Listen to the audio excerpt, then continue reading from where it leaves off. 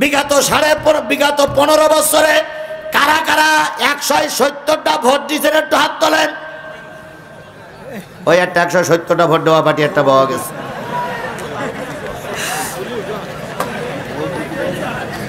আমরা ভোট দিতেই পারিনি, কথা বলেন ঠিক না ঠিক? আর এখানে এমন আওয়ামী লীগের নেতা কর্মী আছে যারা 70-80টা পর্যন্ত সিল মেরেছে।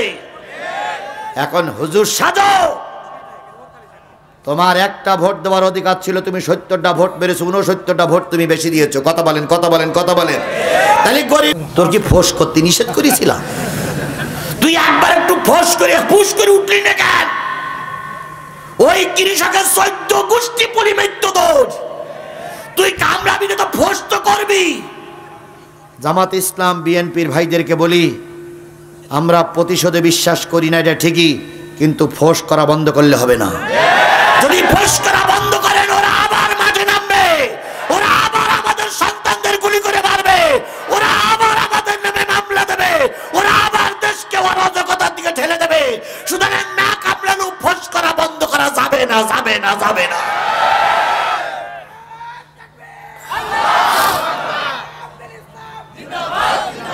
আমার সঙ্গে আপনারা কি সবাই একমত? সবাই একমত? তাহলে আজকের থেকে শপথ নিতে হবে, যতদিন বেঁচে আছি ততদিন পর্যন্ত কোরআনের পক্ষে থাকবো। কারা কারা থাকতে রাজি আছেন? 2 হাত উঁচু করে আল্লাহরে দেখান, জোরে একটা তাকবীর দিবেন। নারায়ে তাকবীর, লিল্লাহি তাকবীর, আল্লাহু আকবার। হাত নামান। যে আল্লাহ আমাদের এই পরিবেশটা তৈরি করে দিলেন, সেই আল্লাহর শুকরিয়া আসতে না জোরে? সবাই মিলে বলুন, সেই আল্লাহর শুকরিয়া আসতে না জোরে? তাহলে সকলে মিলে বলছি আলহামদুলিল্লাহ। আরেকটু জোরে বলুন তো আলহামদুলিল্লাহ। সর্বকালের সর্বশ্রেষ্ঠ মহামানব, যার আদর্শে আদর্শিত হয়ে আমরা নিজেকে উম্মত বলে দাবি করি, এই ময়দানে এসেছি, সেই নবীর নামে দুরূদ আর সালাম সবাই মিলে বলছি সাল্লাল্লাহু। আল্লাহ রসুল নিজেই বলেছেন যে ইজা মারারতুম বিরিয়াজিল জান্নাহ ফারতাউ। কিলা ইয়া রাসূলুল্লাহ ওয়া মা হুন্না? ক্বালা হিলকুজ যিকির। নবী বলেন, যখন কোনো দুনিয়ায় জান্নাতের পরিবেশ তোমরা দেখবে, যখন দুনিয়ার কোনো জান্নাত তোমাদের দৃষ্টিগোচর হবে, ওই জান্নাতের ভিতরে বসে যাও, যাতে করে পরকালের কিছু সম্বল হাসিল করা যায়। সাহাবীরা বলেন, ইয়া রাসূলুল্লাহ, দুনিয়ার জান্নাত কোনটি? যেহেতু কিয়ামতের দিন জান্নাত আর জাহান্নাম দেখা যাবে, দুনিয়ার জান্নাত আবার কোনটি? নবী বললেন, যেইখানে আল্লাহ এবং রসুলের কথা আলোচনা হয়, ধরে নিয়ে ওটাই হলো দুনিয়ার জান্নাত। তাহলে নবীর ভাষায় এটা হলো দুনিয়ার জান্নাত। কথা বলেন ঠিক না বেঠিক? এই দুনিয়ার জান্নাতে যাদের ভালো লাগে না, দুনিয়ার জান্নাত যাদের সহ্য হয় না, ধরে নিয়েন পরকালের জান্নাত তাদের কপালে জুটবে না। তাহলে দুনিয়ার জান্নাত আমরা কিছুক্ষণ থাকতে রাজি আছি না নাই? কোন পর্যন্ত থাকবেন? আসরোক্ত পর্যন্ত। যেহেতু দুনিয়ার মাহফিলে বেশি সময় মেলে না, তাহলে আমরা আসরোক্ত পর্যন্ত থাকবো। এই জন্য ভূমিকায় বেশি কথা নাই বলি। এটা হলো কোরআনের মাহফিল। কিসের মাহফিল? এখান থেকে আমাদের কিছু নিয়ে যেতেই হবে। কথা বলেন ঠিক না বেঠিক? এবার হাদিসে যান, নবী বলেছেন, আদ-দীনু নাসিহাতুন সালাসা।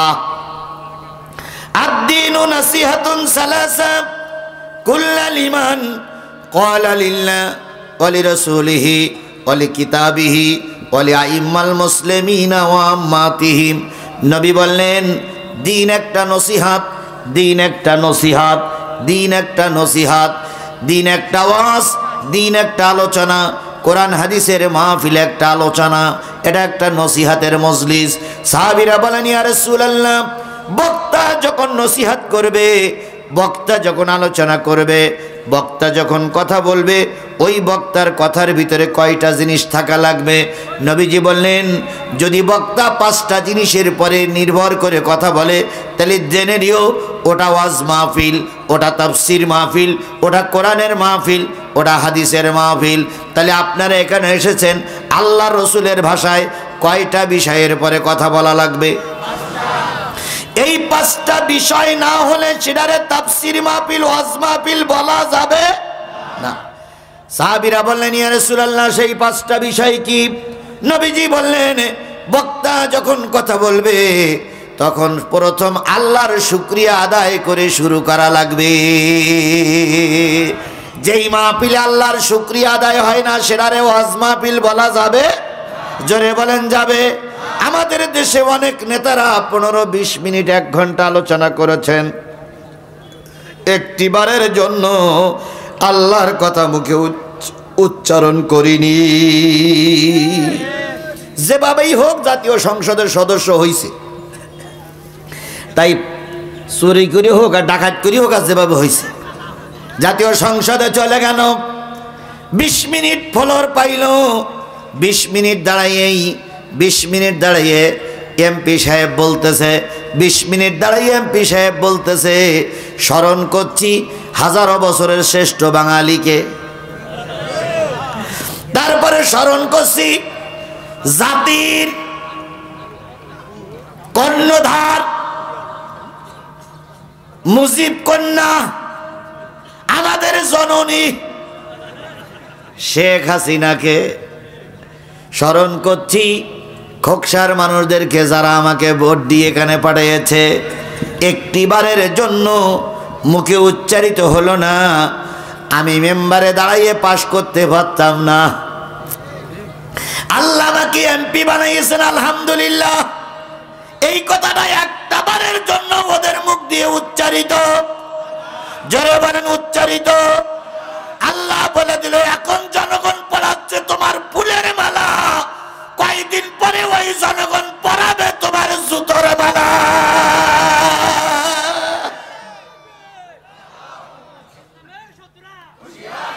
তাই হয়েছে না হয়নি? জোরে বলেন, তাই হয়েছে না হয়নি? তোমরা গর্ব করে বলতে, অহংকার করে বলতে তাফসীর মাহফিল করতে দেওয়া হবে না।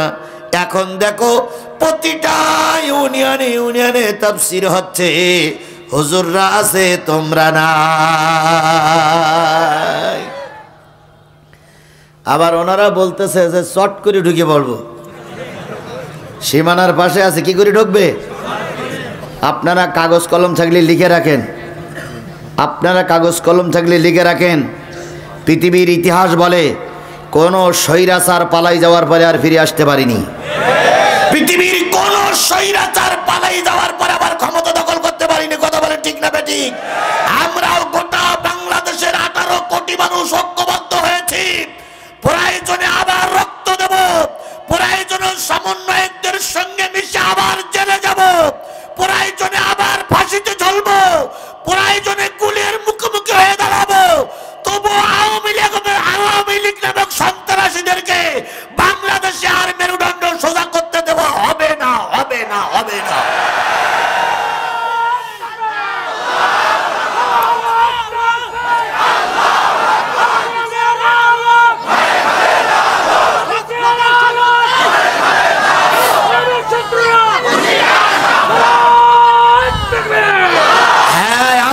সরকারকে বলেছি, সরকারও টার্গেটে নিয়েছে, শেখ হাসিনা আবার আসবে, কিন্তু গণতন্ত্রের মানুষ কন্যা হয়ে আসবে না, এবার আসবে আসামি হয়ে। এবার তাকে জেলে ধুকে ধুকে ভরা লাগবে। বিডিআর হত্যার বিচার দায়ে তার ফাঁসির কাস্টে ঝোলা লাগবে। হেফাজতের আলেমদের মারার দায়ে তাকে ফাঁসির কাস্টে ঝুলতে হবে।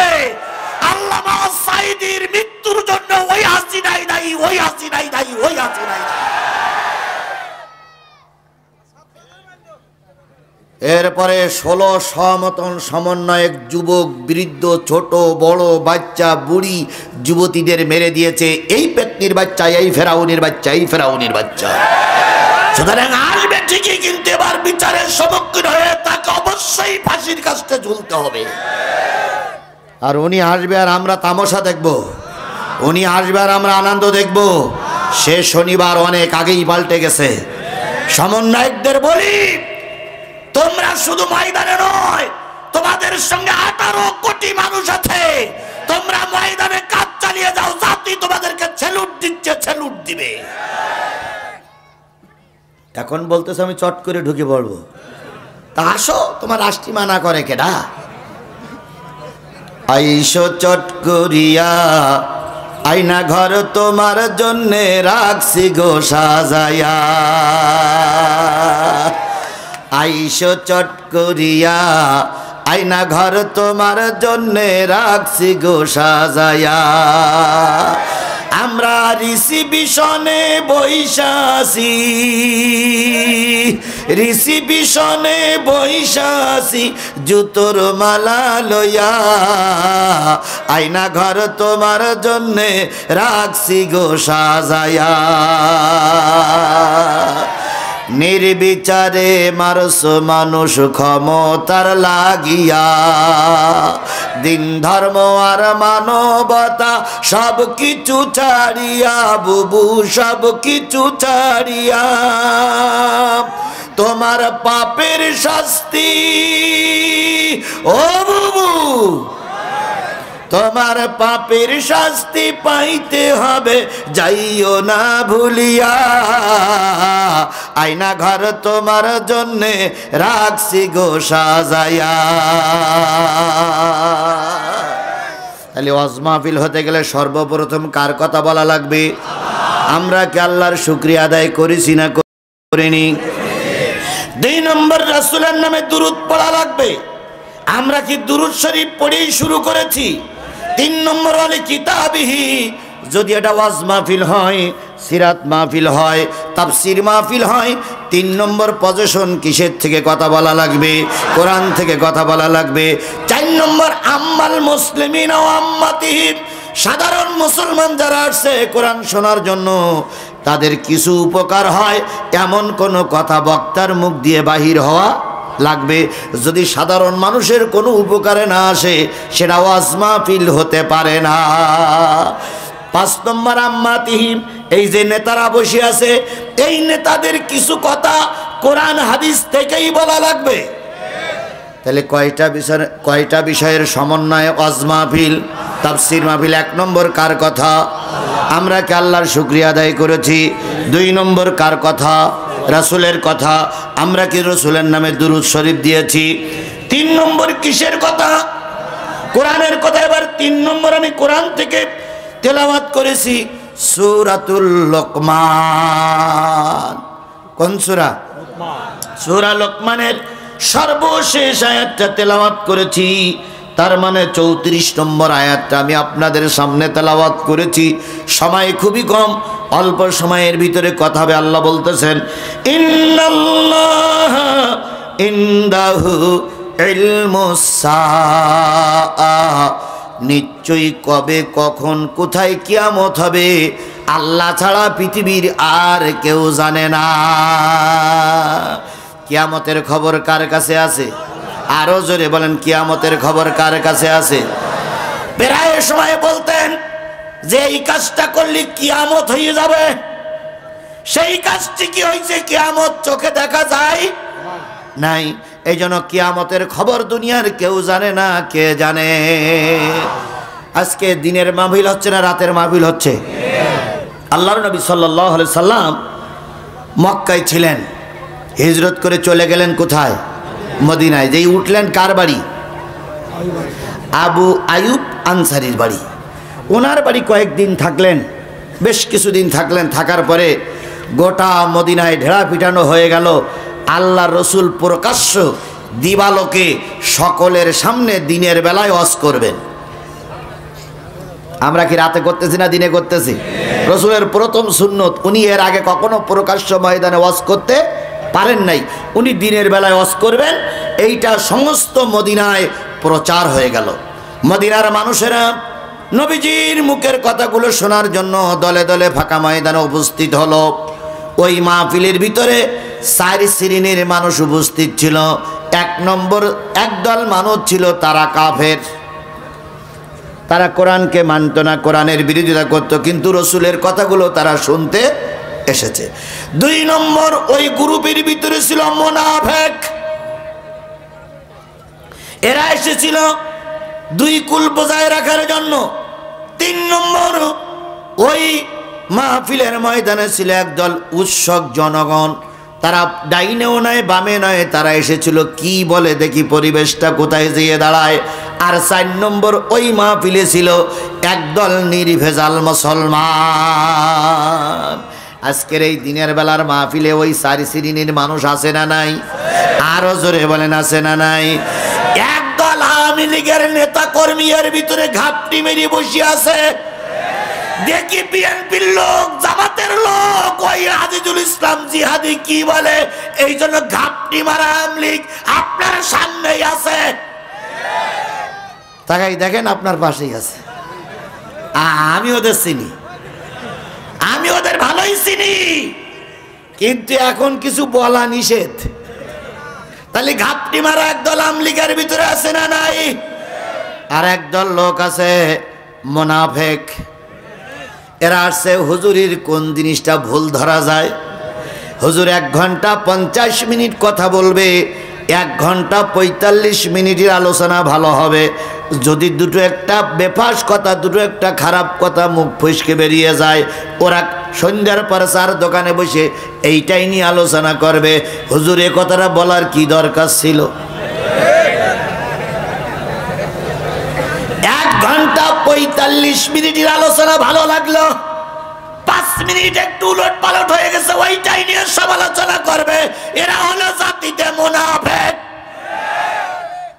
এ মুনাফিকের মুখে মুনাফিকের মাথায় টুপিও আছে, মুখে দাঁড়িয়ে আছে, আবার মাথায় অনেক সময় পাগড়িও থাকে।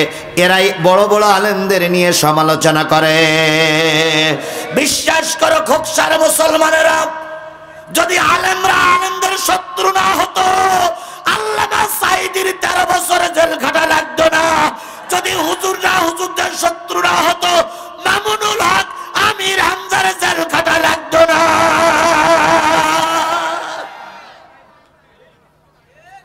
সে হুজুর আমাদের সমাজে আছে না নাই? এখানেই আছে, এখানেই আছে, এখানেই আছে।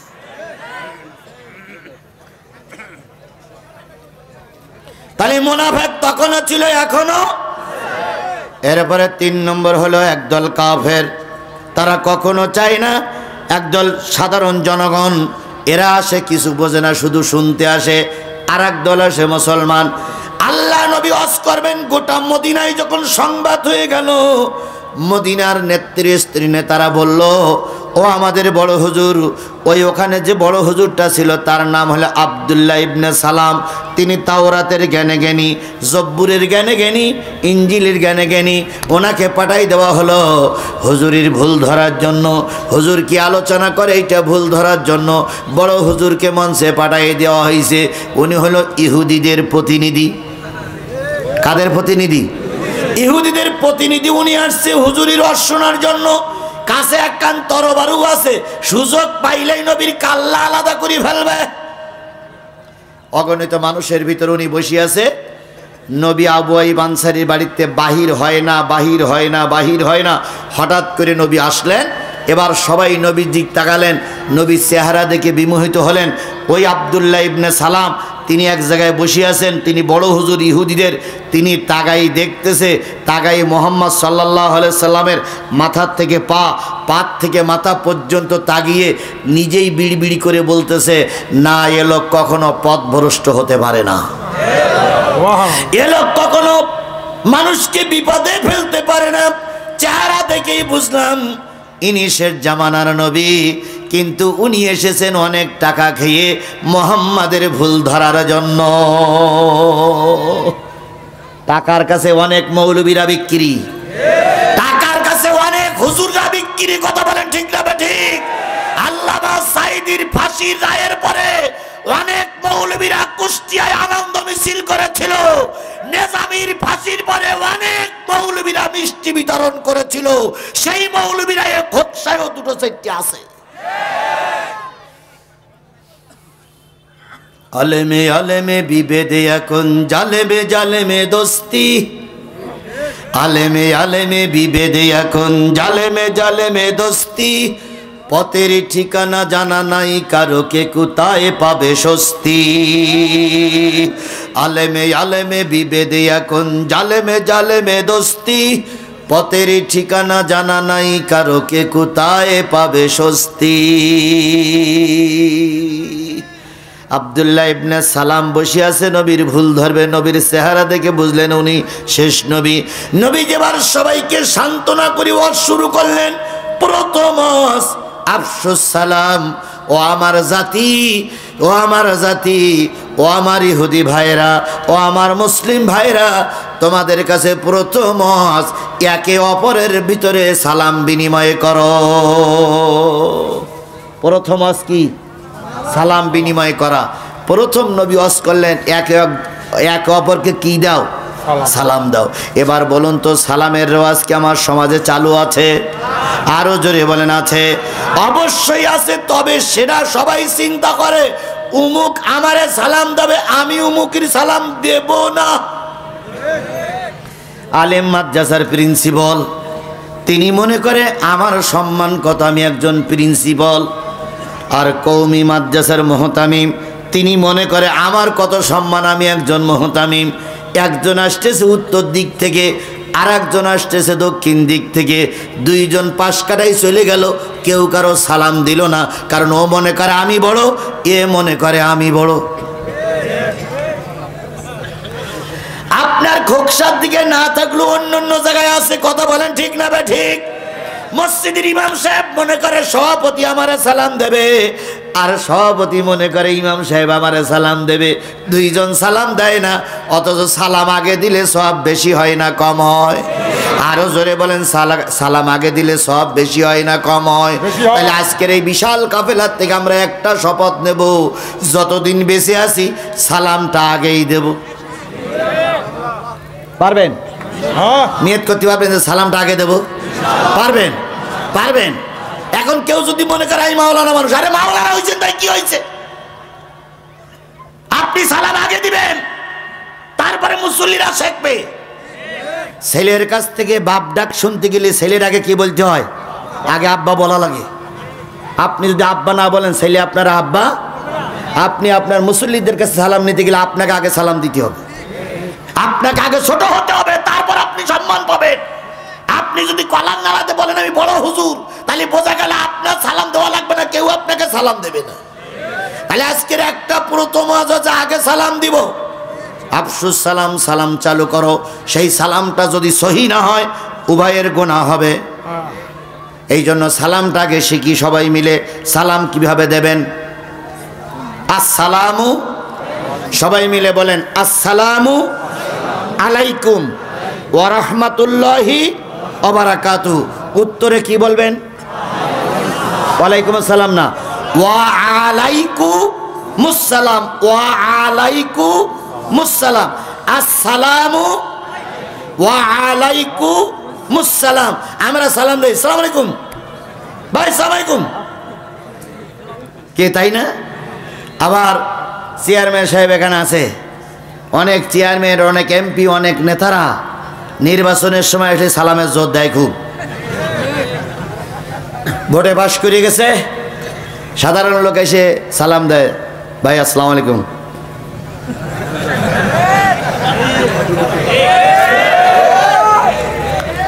সালামের উত্তর দেয় না, বরং শুধু মাথা নাড়ায়। অথচ ওনার সালাম নীতি নীতি এলাকার মানুষ কষ্টে বিমজ্জিত ছিল যখন উনি ক্ষমতায় যাননি। কথা বলেন, কথা বলেন, কথা বলেন। এই জন্য আজকের থেকে সবাই আগে সালাম দেবো। রাজি আছি তো?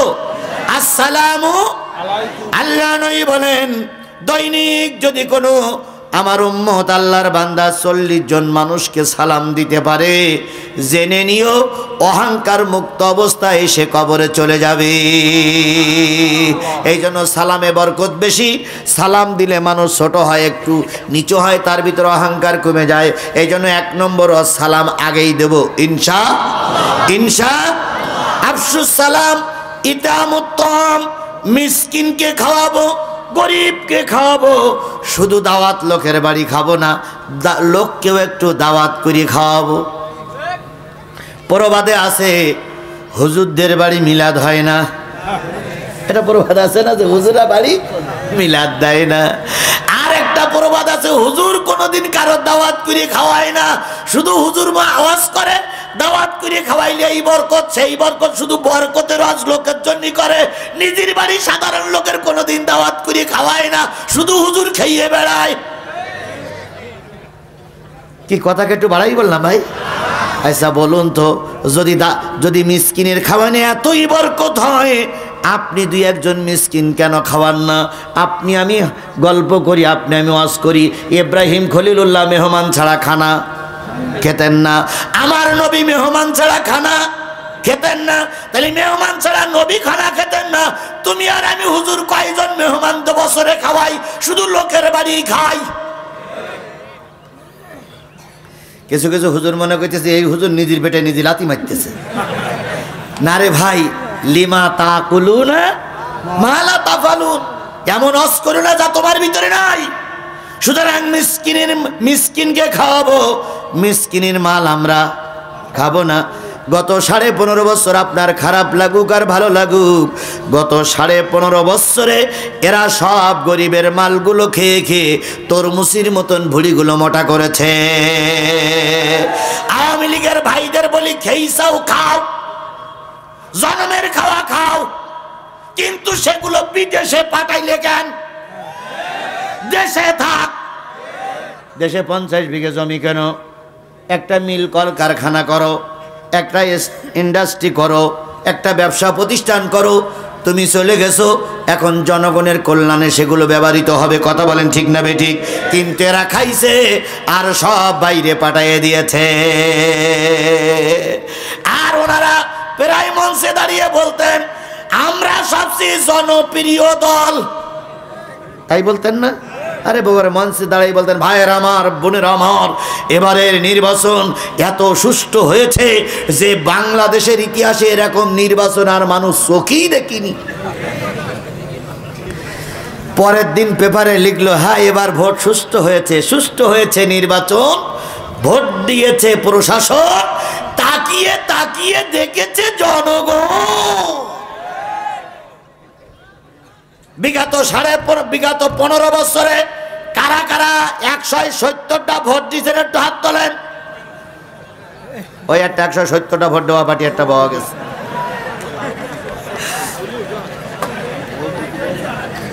আমরা ভোট দিতেই পারিনি। কথা বলেন ঠিক না ঠিক? আর এখানে এমন আওয়ামী লীগের নেতা কর্মী আছে যারা 70-80টা পর্যন্ত সিল মেরেছে। এখন হুজুর সাজো, তোমার একটা ভোট দেওয়ার অধিকার ছিল, তুমি 70টা ভোট মেরেছো, 69টা ভোট তুমি বেশি দিয়েছো। কথা বলেন, কথা বলেন, কথা বলেন। তাহলে গরিবের মাল খাওয়া, গরিবকে খাওয়াইতে হবে, গরিবের মাল খাওয়া। যে সমস্ত গরিবের মাল খাওয়া পার্টিরা আমাদের সমাজে স্যালুট নিত, ও আল্লাহ এখন তাদের কোমরে দড়ি বেঁধে টানা হচ্ছে। যে আইন মন্ত্রীর একটা কলমের খোসায় বড় বড় আলেমদের ফাঁসির কাস্টে ঝুলতে হয়েছে, সেই আইন মন্ত্রীকে এখন পুলিশ কোমরে দড়ি বেঁধে জেলখানায় নিয়ে যাচ্ছে। আগের দিন দেখলাম সাবেক আইনমন্ত্রী, সাবেক শিক্ষামন্ত্রী দরবেশ বাবা সহ সবাইকে এক লাইন দিয়ে নিয়ে আসতেছে। কি দেখেছেন না আপনারা? দেখেছেন না? বলুন তো, এখান থেকে 6 মাস আগে এদের দেখলে পুলিশ কি করত? আরামে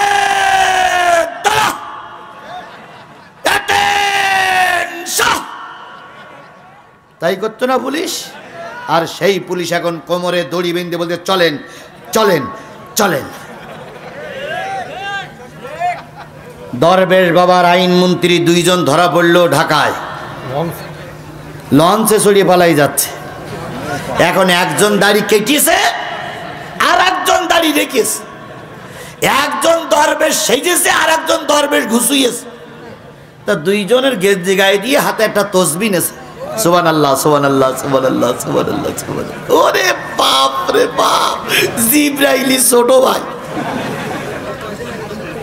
তো নৌকায় যখন চড়ে যাচ্ছে তখন একটা ছোট ছেলে বলতেছে এই বড় ভাই ওই যে সামনে যে লোকটা বসে আছে এই লোকটা যেন চেনা চেনা মনে হয় বড় ভাই, এরে যে টেলিভিশনে দেখেছি।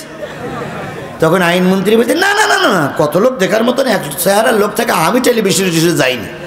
3-4 জন লোক এসে বলতেছে না তুমি সেই আইনমন্ত্রী।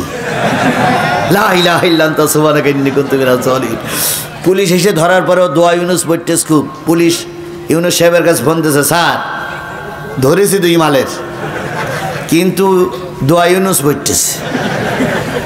ইউনুস সাহেব তখন বলতেছে ওর বলিয়ে দে, ইউনুস আর পড়িয়ে লাভ হবে না, ইউনুস এখন বড় চেয়ারে বসে আছে। হেসে উড়াই দেন।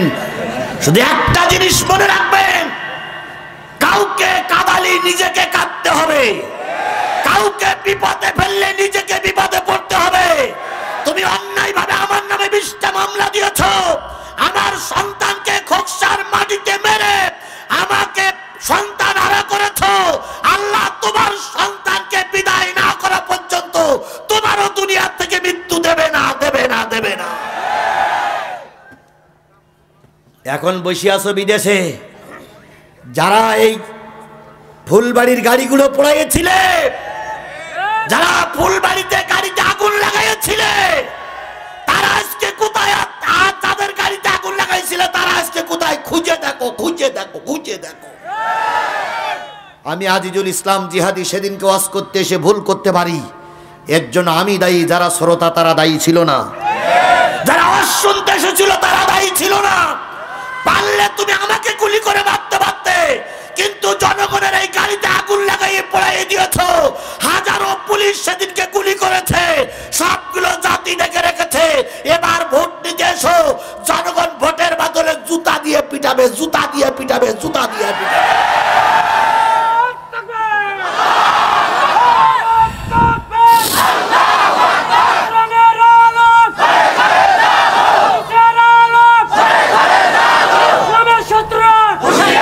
আমার ভালোই মনে আছে, আমার ভালোই মনে আছে, আমি মঞ্চে বসা, কাজল ভাই ডাইন সাইডে বসা, বাম পাশে সম্ভবত গেট, বাম দিকে তাকাই দেখে শুধু হেলমেট আর হেলমেট ছাড়া আর কিছু দেখা যাচ্ছে না।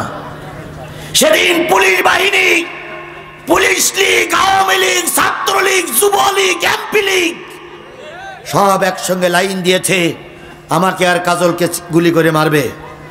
কাজল ভাই আমাকে বললেন যে ভাই গাড়ি কোথায়? গাড়িওয়ালার নাম্বার দিলাম, উনি মঞ্চে বসে ফোন করলেন যে গাড়িটা ওখান থেকে সরাই ফেলো। গাড়িটা সরাই ফেলা হলো। গোটা মানুষকে এনে মোনাজাত করার পর পরই চারিদিকটা আক্রমণ শুরু হলো, গাড়িতে আগুন লাগানো হলো, তারপরে ইট পাটকেল ছোড়া হলো, ককটেল বিস্ফোরিত হলো, মানুষ দিক বিদেক ছুটতে শুরু করলো। হাজারো মানুষের ভিতরে শুধু বৃষ্টির বন্যার মতন, বৃষ্টির মতন ইট পড়তেছিল। ওখান থেকে 2 জন ছেলের মাধ্যমে যে কোনো কায়দা আমাকে সরাই দেওয়া হলো। সেদিন আমাদের উপর আক্রমণ করে অনেক মানুষকে সেদিনকে আহত করা হয়েছিল, অনেক মানুষের গাড়ি ঘোড়াগুলো পোড়াই দেওয়া হয়েছিল। তারা আজকে জাতির সাক্ষী আমাদের সামনে। সেদিন তোমরা একটা বারের জন্য উতলার ইতিহাস খুঁজনি। আজকে পালাওয়া তোমাদের কিছু লোক নাকে কান দেয়ার কয় আমরা এখন কোথায় যাব? দেখো তোমার মা চলে গেছে, তোমাদের ফেলে রেখে গেছে, গাই গরু চলে গেছে, বাছুরগুলো ফেলে রেখে গেছে। সুতরাং আর হাম্বা হাম্বা করো না, তোমার ওই মা আর এদেশে ফিরে আসতে পারবে না, ফিরে আসতে দেওয়া হবে না, হবে না, হবে না, ইনশাআল্লাহ, ইনশাআল্লাহ। আল্লাহ আমাদের সবাইকে ঐক্যবদ্ধভাবে কাজ করার তৌফিক দান করুক। তাহলে এতিমের মাল এতিমকে খাওয়াতে হবে। নবী সবচেয়ে মিসকিনের হক আদায় করেছে বেশি। কথা বলেন ঠিক না বেঠিক? আল্লাহর নবী মিসকিন ছাড়া খানা খেতেন না। কয়েকদিন মিসকিন পায় না, কয়েকদিন গরিব পায় না, কয়েকদিন অসহায় লোক পায় না। হঠাৎ করে একজন ফকির পেয়ে গেলেন, নবীজি তাকে মেহমানদারি করলেন, মেহমান হিসেবে বাড়ি নিয়ে গেলেন। লোকটি অনেক দিন খায় না। বাড়িতে যাওয়ার পরে যা পেয়েছে, যা ছিল সব জনমের মতন খেয়েছে। রাত্রে পায়খানা লেগেছে, পায়খানায় কোথায় যাবে জায়গা পাই নাই, বিছানাটাই নষ্ট করে ফেলেছে। সকালবেলা লোক চিন্তা করলো, মেহমানদারি হলো, খাইলাম, আবার বিছানা নষ্ট করলাম। নবী যদি সকালবেলা ঠিক পায় আমাকে হয়তো মেরে আহত করবে, তাই সকাল হওয়ার আগেই সে পালিয়ে চলে গেল। নবী ফজরের সালাত আদায় করে এসে দেখে মেহমানও নাই, মেহমান জানি কোথায় গেছে। একটু খেয়াল করে দেখে মেহমানের বিছানাটা সব পায়খানা দিয়ে ভরপুর। আল্লাহর নবী কষ্ট পাইলেন। কত সুন্দর নবী, দয়ার নবী আমার ছিলেন।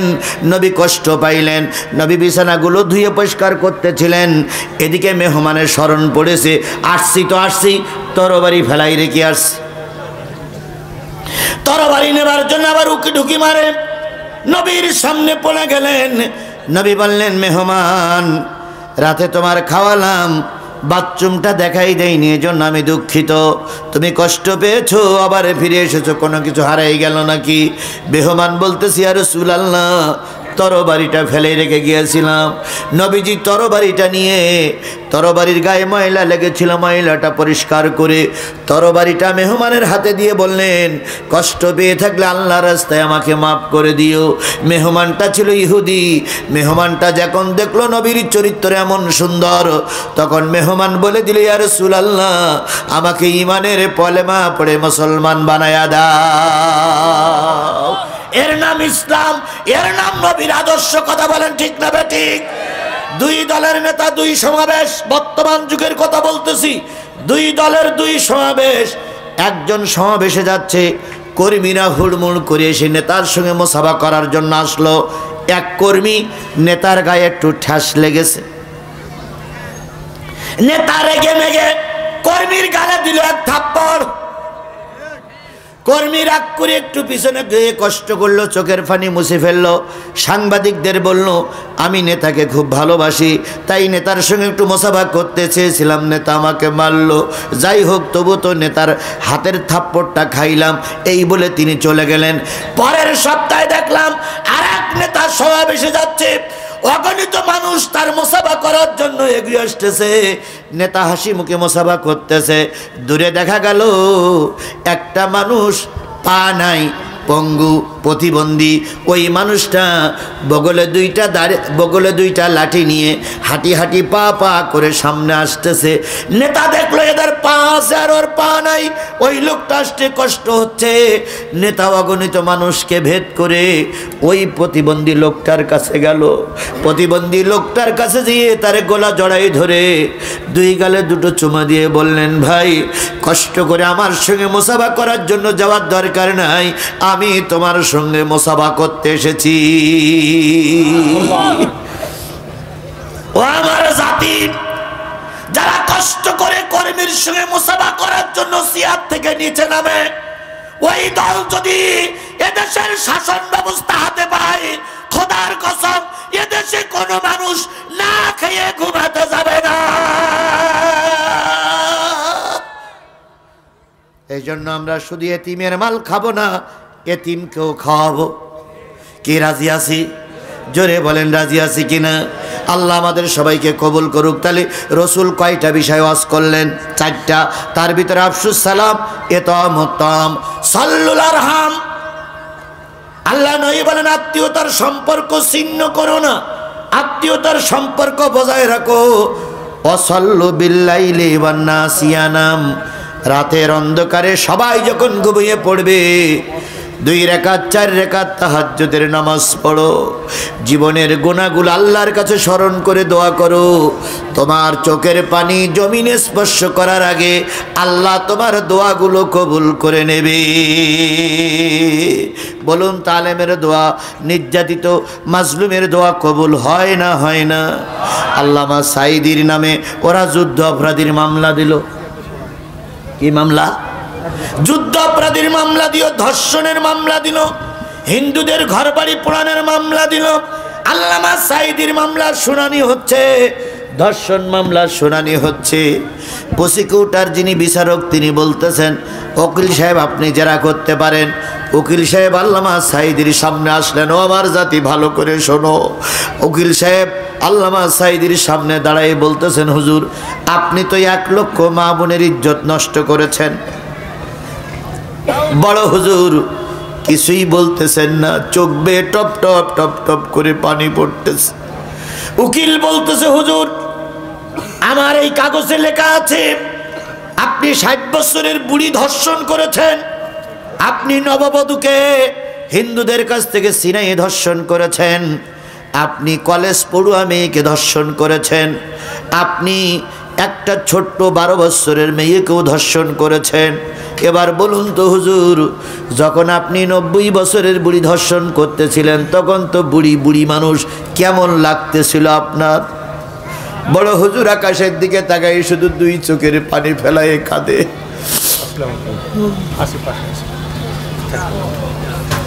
এরপরে ওই উকিল জেরা করতেছে, হুজুর একজন বিয়ে করে বাড়ি নিয়ে যাচ্ছে, কপালে সিঁদুর আছে, হাতে শাঁখা আছে, এই মহিলাটার আপনি তুলে নিয়ে ধর্ষণ করলেন বাগানে ফেলায়, আপনার কেমন লাগলো? আল্লামা সাঈদী কোনো কথা বলতেছেন না, আল্লাহর কোরআনটা বুকের পরে করে নিয়ে বাম হাতে কোরআন শরীফটা জড়াইয়ে ধরে ডান হাতে পানির বোতলটা নিয়ে অবলোক নয়নে তাকাই তাকাই দেখতেছে জাতি আর কত নিচে নামবে। এরপরে উকিল সাহেব বলল, হুজুর আপনি যখন 12 বছরের একটা ছোট্ট মেয়ে ক্লাস 3 পড়ে তাকে অমুক স্কুল থেকে ধরে নিয়ে ধর্ষণ করতেছিলেন, শেষ পর্যন্ত মেয়েটা মারা গেল, আপনি তখন কি অনুভব করতেছিলেন? এখন তো আপনি বড় মুফাসসির, সেদিনকে আপনার একটু খারাপ লাগেনি? আল্লামা সাঈদী এ কথা শোনার পরেও চুপ থাকলেন। সকলের রায়, সকলের কথা শোনা হয়ে গেল। উকিল তখন বলল, স্যার চুপ থাকা মানেই উনি সম্মতি জ্ঞাপন করেছেন, এই দোষে উনি দোষী। এবার সকলের কথা শেষ, বিচারপতি মানিকও তখন সেখানেই বসেছিলেন। আল্লামা সাঈদী বললেন, ও প্রসিকিউটর, ও বিচারক, আমার একটা কথা এবার শোনো, তোমরা যে কথাগুলো তোমরা যে ডকুমেন্টগুলো পেশ করেছো এটার সঙ্গে আমি কোনো অবস্থায় জড়িত ছিলাম না। এরপরে বিচারপতি আপনাকে বলি, আপনি মিথ্যা কথা শোনার পরে হয়তো এখন রায় দিবেন, কিন্তু একটা কথা জেনে রেখেন, এই বিচার শেষ বিচার নয়, আর একটা বিচার আদালতে আখেরাতে করা হবে। বিচারপতি মানিক সেদিন বলেছিলেন, তোমার আল্লাহ যা বিচার করে সেটা পরে হবে, এখন আমি রায় দিলাম সাঈদীকে ফাঁসিতে ঝুলাই মারতে হবে। 5 জন বিচারক ছিলেন, 4 জন রায় দিলেন মৃত্যু, আর 1 জন রায় দিলেন ফাঁসি। আল্লামা সাঈদীর ফাঁসি হয়নি। আল্লামা সাঈদী ওখানে দাঁড়িয়ে বলেছিলেন, আল্লাহ তুমি তো সব কিছু দেখতেছো মালিক, আমার হাতে এখন ক্ষমতা নাই, আমার পক্ষে কোনো সাক্ষীও হাজির করতে পারলাম না, ফয়সালাটা তুমি করে দিও। আল্লাহ রব্বুল আলামিন ওই হুজুরের দোয়া কবুল করেছে না করেনি?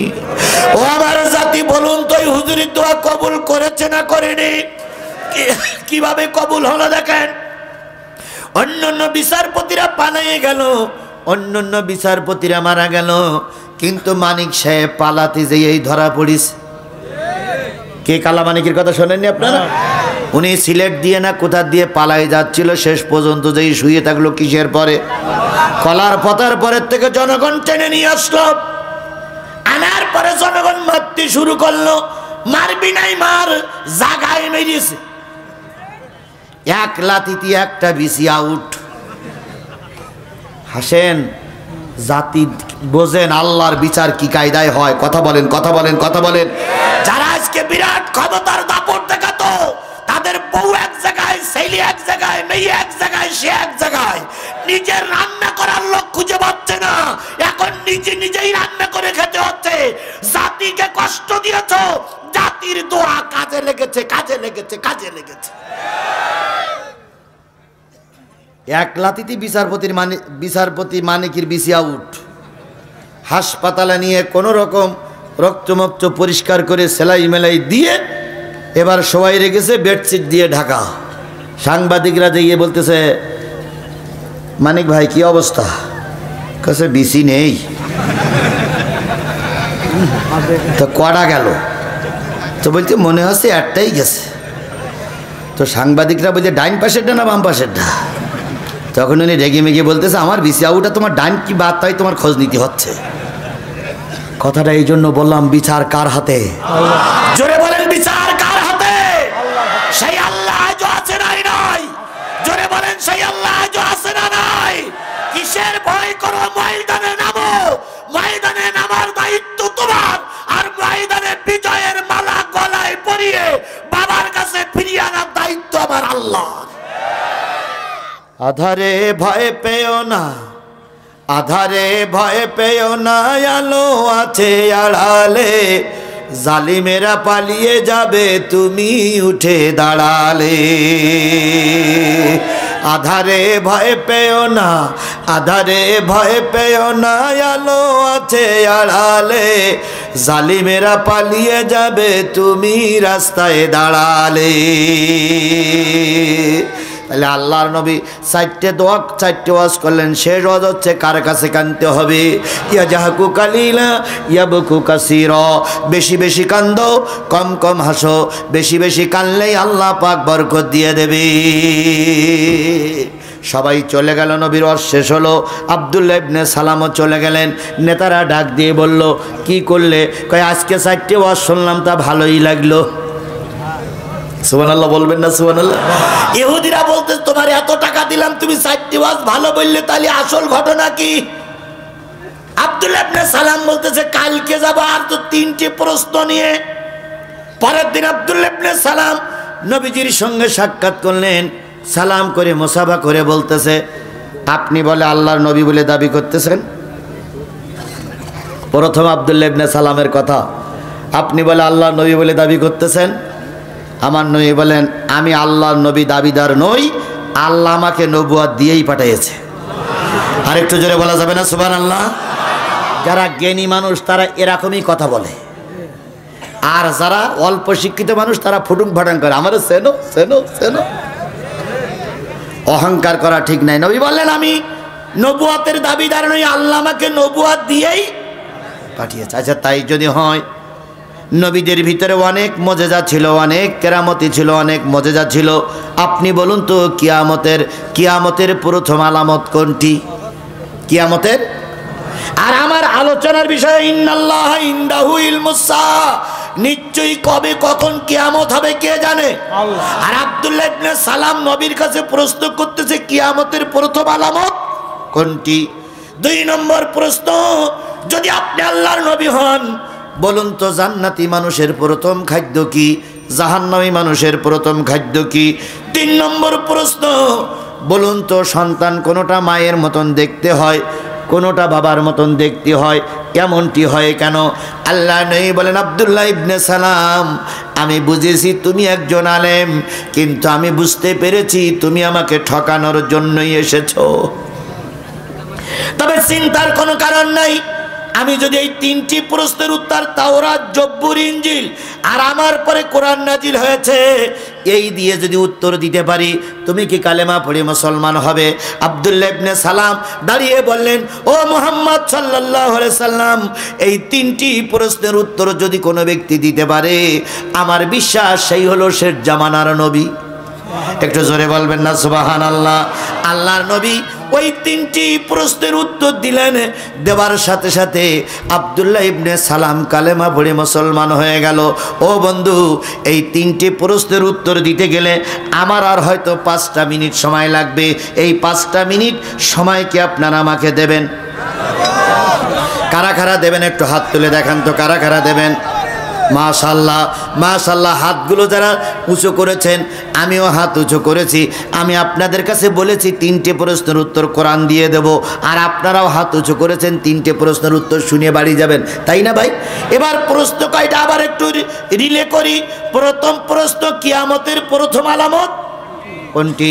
2 নম্বর, জান্নাতি মানুষের প্রথম খাদ্য কি, জাহান্নামী মানুষের প্রথম খাদ্য কি? 3 নম্বর, সন্তান কোনোটা দেখতে বাবার মতন হয়, কোনোটা দেখতে মায়ের মতন হয়। একই বাপ একই মা, একটা সন্তান মার মতন আর একটা সন্তান বাবার মতন হয় কেন?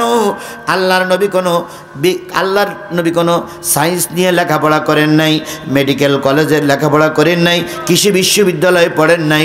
নবী প্রশ্নের উত্তরগুলো দিলেন। আব্দুল্লাহ ইবনে সালাম কালেমা পড়ে মুসলমান হয়ে গেল।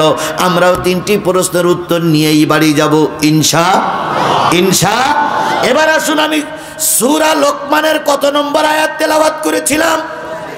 34 নম্বরের প্রথম কথা হচ্ছে, কবে কখন কোথায় কিয়ামত হবে কে জানে?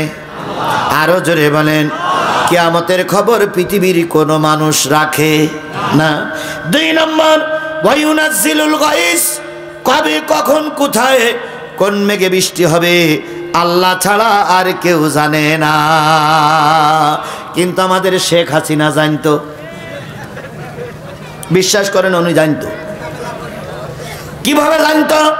উনি প্রায় বলতেন আমি মানুষের হায়াত বাড়াই দিছি। আগে মানুষের গড় হায়াত ছিল হলো 60 বছর, আমি আসার পরে 80 বছর হয়েছে, আমরা সবাই মিলে 20 বছর হায়াত বাড়াই দিছি।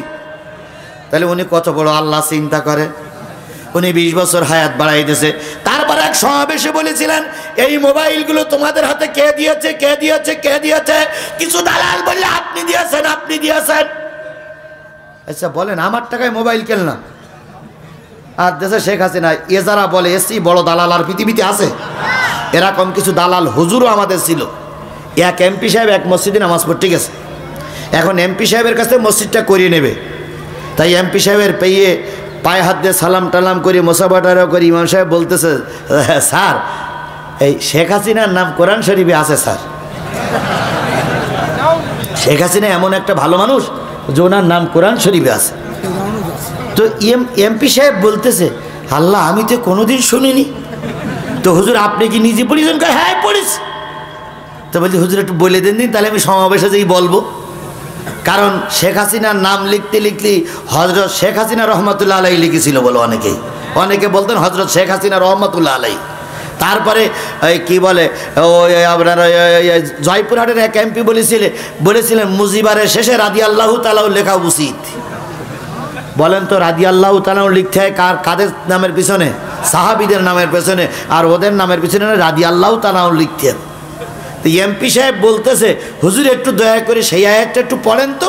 হুজুর পড়তেছে, রব্বানা আতিনা ফিদ দুনিয়া হাসিনা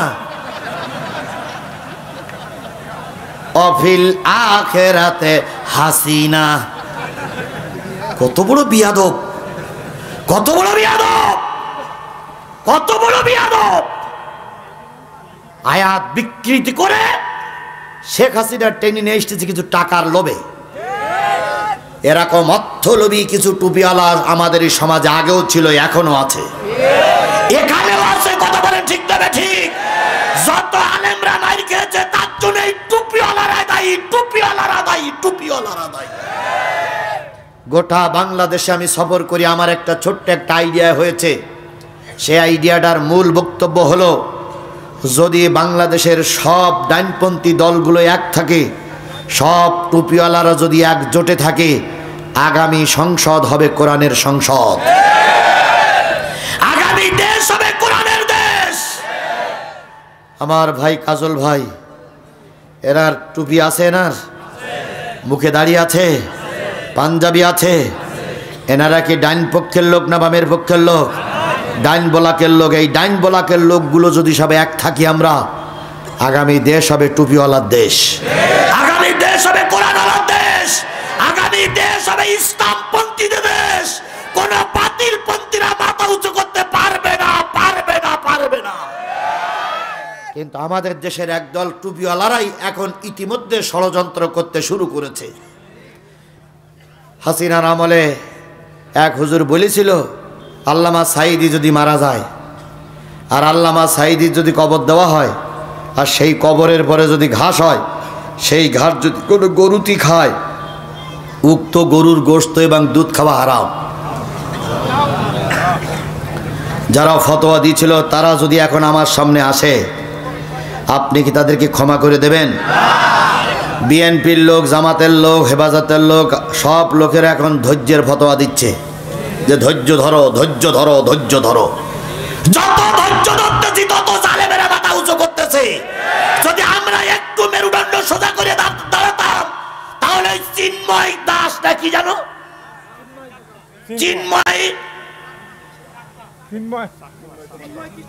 চিন্ময় কৃষ্ণ দাস আমাদের দেশে আমাদের নিয়ে বাজে মন্তব্য করতে পারতো না। কথা বলে ঠিক না ঠিক? যদি আমরা একটু সমন্বয়কদের সামনে মেরুদণ্ড সোজা করে দাঁড়াতে পারতাম। সাইফুল ইসলাম নামে গতকালকে চট্টগ্রামে একজন উকিল মারা গেছে, এই উকিল মারা যেত না আমাদের একটু বোঝানো দরকার ছিল। ক্ষমা করো, ক্ষমা করো, ক্ষমা করতে হবে। আল্লাহ রসুল ক্ষমা করেছেন, তবে আল্লাহ রসুল আবার বলো 13 জন লোককে ক্ষমা করেননি। ক্ষমা রস করলাম, রস করার পরে সবাই দলে দলে চলে যাচ্ছি, দেখতেছি রেল পার্টির পরে বসে রয়েছে ওবায়দুল কাদের। ওবায়দুল কাদের রেল পার্টিতে বসে বসে মিসকি মিসকি হাসতেছে। আচ্ছা, আপনারা দেখলেন ওবায়দুল কাদের ওই রেল পার্টিতে বসে আছে, না মেরে বাড়ি যাবেন? কেটা কেটা হাত তোলেন তো। ভালো হয়ে যাও, ভালো হয়ে যাও মাসুদ তুমি, এ কথা কে বলবে আর? পালিয়ে গেছে কাউয়া কাদের, কেউ জানে না খবর তার। ভালো কি ফকরুল সাহেব আপনার বাসায় কাউয়া কাদের গেছেননি, ঠাকুর গায়ের বাসায় আপনি থাকতে তারে দেশেননি। তার সাথে যে হিসাব বাকি, হায় হায়, তার সাথে যে হিসাব বাকি আছে কোটি জনতার। পালিয়ে গেছে কাউয়া কাদের, কেউ জানে না।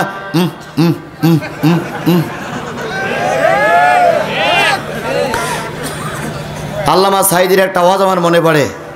এক সাপ গেছে সাঈদীর কাছে মুরিদ হতি। আপনারা জানেন না সে ওয়াজ? বড় হুজুর জানে।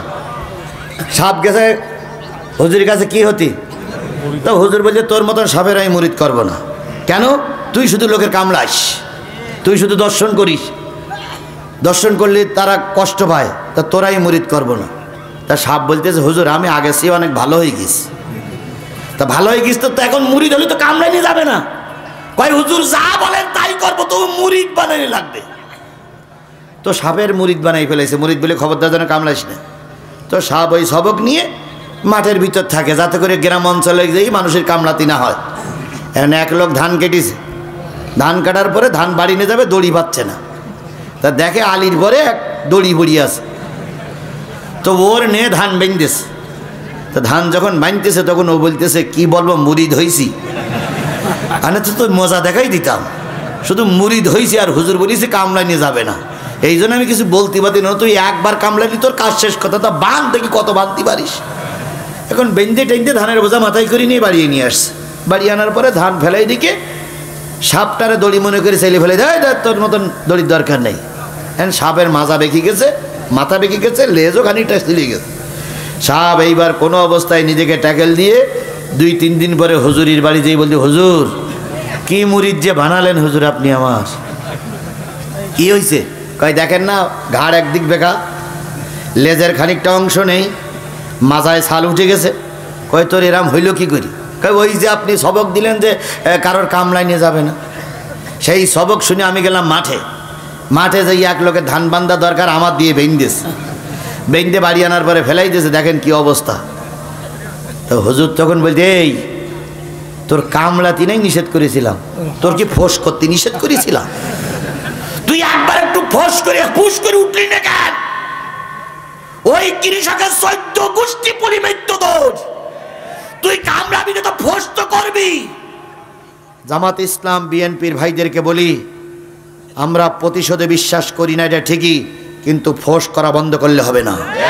যদি ফোঁস করা বন্ধ করেন ওরা আবার মাঠে নামবে, ওরা আবার আমাদের সন্তানদের গুলি করে মারবে, ওরা আবার আমাদের নামে মামলা দেবে, ওরা আবার দেশকে অরাজকতার দিকে ঠেলে দেবে।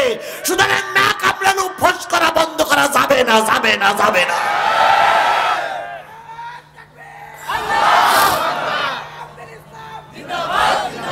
আমার সঙ্গে আপনারা কি সবাই একমত? সবাই একমত?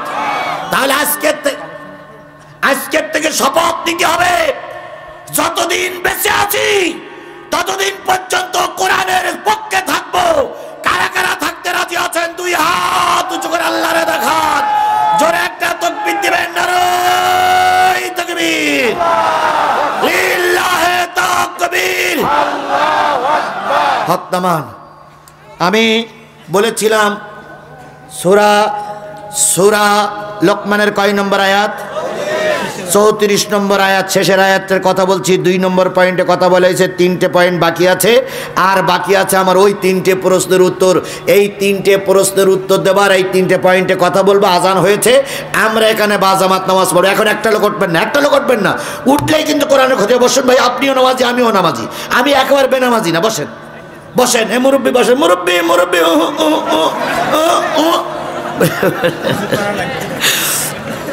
বন্ধুগণ, তাহলে এই কোরআনের মাহফিল আমরা শেষ করে মোনাজাত করে যাব, ঠিক না ভাই?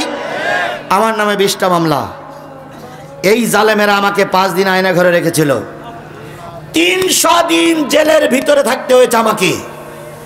আমি একজন মুসাফির, আমি একজন মাজলুম। আপনাদের নিয়ে দোয়া করবো, আপনিও নামাজ পড়বেন, আব্দুল্লাহ ভাই নামাজ পড়বে, আমিও নামাজ পড়বো ইনশাল্লাহ। আমরা যদি সবাই এখান থেকে নামাজ পড়ে যাই, কোনো সমস্যা হবে?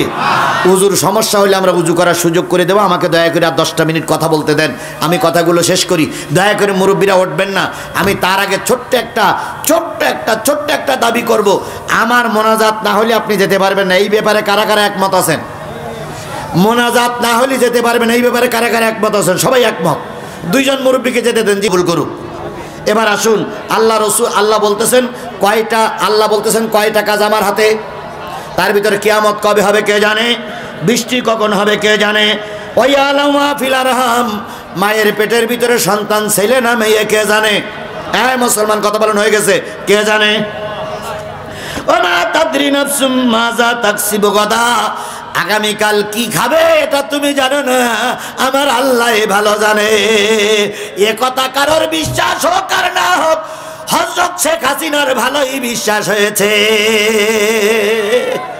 কারণ শেখ হাসিনা বানাইছিল বিরিয়ানি, শেখ হাসিনা তৈরি করেছিল কোরমা। খাওয়া কি হয়েছে? জোরে বলেন হয়েছে। সুতরাং কালকে আজকে রাত্রে কে খাবেন, কি খাবেন কে জানে। ওমা তাদরি নাফসুম বিআই আরদিন তামুত, কোন মাটিতে কার মৃত্যু হবে কে জানে। এই 5টা খবর আল্লাহর হাতে। আব্দুল্লাহ ইবনে সালাম প্রশ্ন করলেন শেষে কয়টা? 1 নম্বর প্রশ্ন হচ্ছে কিয়ামতের প্রথম আলামত কোনটি? নবী বললেন কিয়ামতের পূর্ব সময় পূর্ব দিক থেকে একটা বিরাট অগ্নি আসবে। সেই অগ্নিতে ইমানদার লোকদের তাড়িয়ে সব মক্কা মদিনায় নিয়ে যাবে। এইটা হলো কিয়ামতের প্রথম আলামত। আব্দুল্লাহ ইবনে সালাম বললেন ঠিক। 2 নম্বর, জাহান্নামী মানুষের প্রথম খাদ্য কি? আল্লাহ নবী বলেন জাহান্নামী মানুষের প্রথম খাদ্য হলো পুজ আর রক্ত। জাহান্নামে যারা পড়বে ওদের পুজ রক্ত ঝর্ণা দিয়ে বাইর হবে, তাই গেলাসে করে খেতে দেওয়া হবে।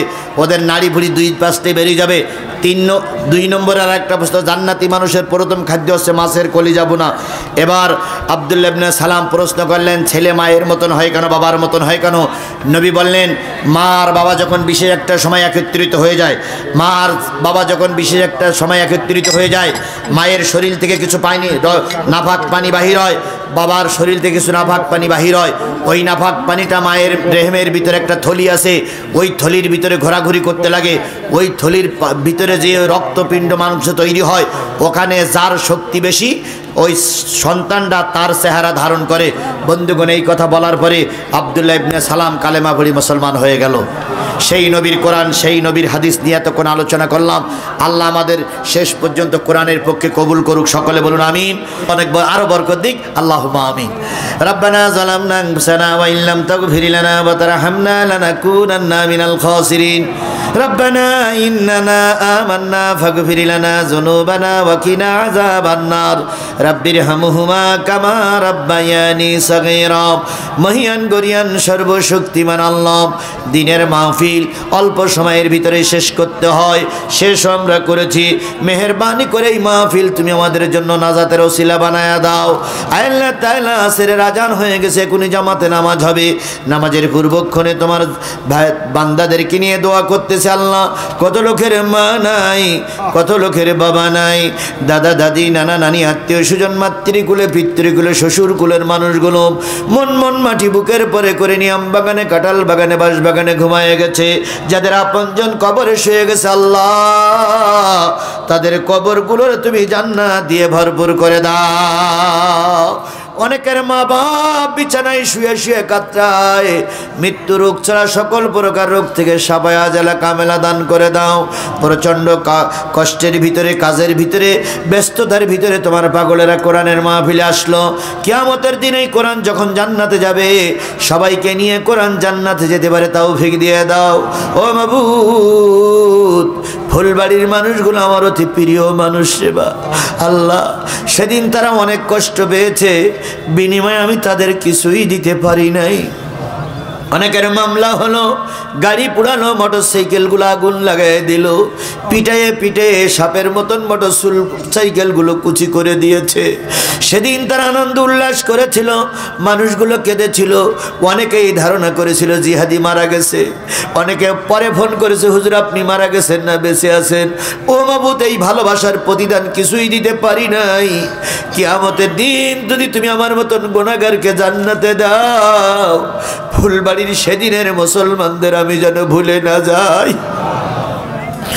ও মাবুদ, যদি আমাকে কোনো ঘটনা করবে তুমি দোজখে দাও, আর এই এলাকার যত মানুষ এসেছে তাদেরকে তুমি যদি জান্নাতে দাও, দয়া করে ওদের সঙ্গে তুমি আমার জান্নাতের মেহমান বানায়া দিও রব্বুল আলামিন।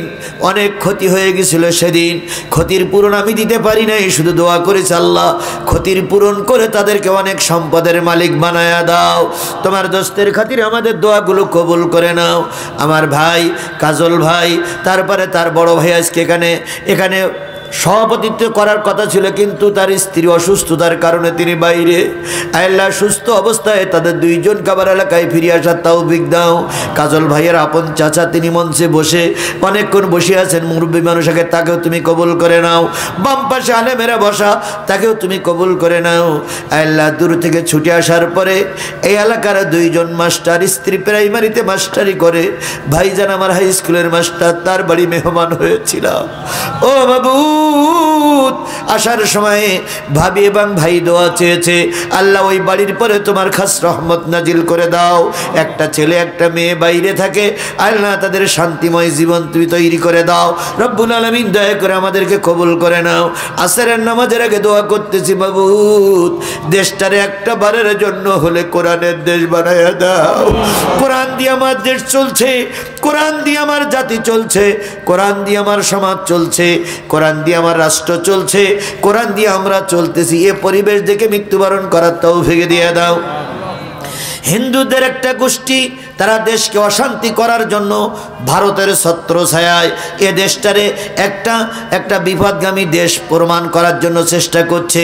এই বিপদ থেকে জাতির আল্লাহ তুমি হেফাজত করো, এই বিপদ থেকে আমাদের উদ্ধার করো, বিপদ থেকে আমাদের মুক্তি দিয়ে দাও। আব্দুল্লাহ ভাই অসুস্থ, আল্লাহ তুমি তাকে সুস্থ করে দাও। এভাবে করে আল্লাহ দুইজন সমন্বয়ক, দুইজন ছাত্র নেতাকে আমরা এখানে পেয়েছি। ও মাবুদ, তাদের হায়াত বৃদ্ধি করে দাও, জ্ঞান বৃদ্ধি করে দাও, উচ্চ শিক্ষায় শিক্ষিত হতে পারে তৌফিক দিয়ে দাও। আল্লাহ তাআলা তাদের দ্বারা এ দেশের আরো পরিবর্তন আসে, সে সমাজ তুমি তৈরি করে দাও মাবুদ। দয়া করে আমাদের সবাইকে তুমি কবুল এবং মঞ্জুর করে নাও, সুস্থভাবে বাড়ি ফিরে যাওয়ার তৌফিক দাও। আল্লাহ এই মাহফিল কিয়ামত পর্যন্ত এখান চালু থাক, দয়া করে কবুল করে নাও।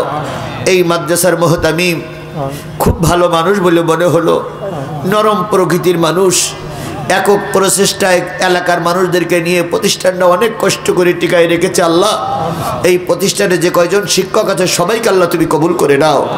এই প্রতিষ্ঠানে যতগুলো ছাত্র আছে সবাইকে কবুল করে নাও। এই প্রতিষ্ঠানের কমিটির সকল সদস্যকে আল্লাহ তুমি কবুল করে নাও। আল্লাহ আমি যখন খোকসায় নামলাম, খোকসা আসলাম, একদল যুবক আমাকে স্বাগত জানিয়ে নিয়ে আসলো। আল্লাহ ওরা কোনো যাত্রা গানের শিল্পীকে স্বাগত জানায়নি, ওরা কোনো গায়ককে স্বাগত জানায়নি, ওরা স্বাগত জানাইছে একজন কোরআনের খাদেমকে। কিয়ামতের দিন ফেরেশতাদের দিয়ে স্বাগত জানিয়ে ওরাদেরকে জান্নাতে নিয়ে নিও। আল্লাহ তুমি দয়া করে এই যুবকদেরকে কোরআনের সৈনিক হিসাবে কবুল করে নাও। সমন্বয়কদের সমন্বয়ে আগামী 21শে ডিসেম্বর সাংস্কৃতিক অনুষ্ঠান আয় আল্লাহ, এই যুবকদের এই সাংস্কৃতিক অনুষ্ঠানটা তুমি কবুল করে নাও। আমরা এই যুবকদের হাতকে শক্তিশালী করতে তাদের পয়সা দিয়ে, সময় দিয়ে, মেধা দিয়ে, কথা দিয়ে, বুদ্ধি দিয়ে সহযোগিতা করতে পারি তৌফিক দিয়ে দাও। সবাইকে ওই মঞ্চে উপস্থিত হয়ে বর্তমান প্রেক্ষাপটে তারা যে কথাগুলো বলবে শোনার, বোঝার এবং আমল করার তৌফিক দিয়ে দাও। দয়া করে আমাদের কবুল করে নাও। সুবহানা রাব্বিকা রাব্বিল ইজ্জাতি আম্মা ইয়াসিফুন ওয়া সালামুন আলাল মুরসালিন ওয়ালহামদুলিল্লাহি রাব্বিল আলামিন। কাজ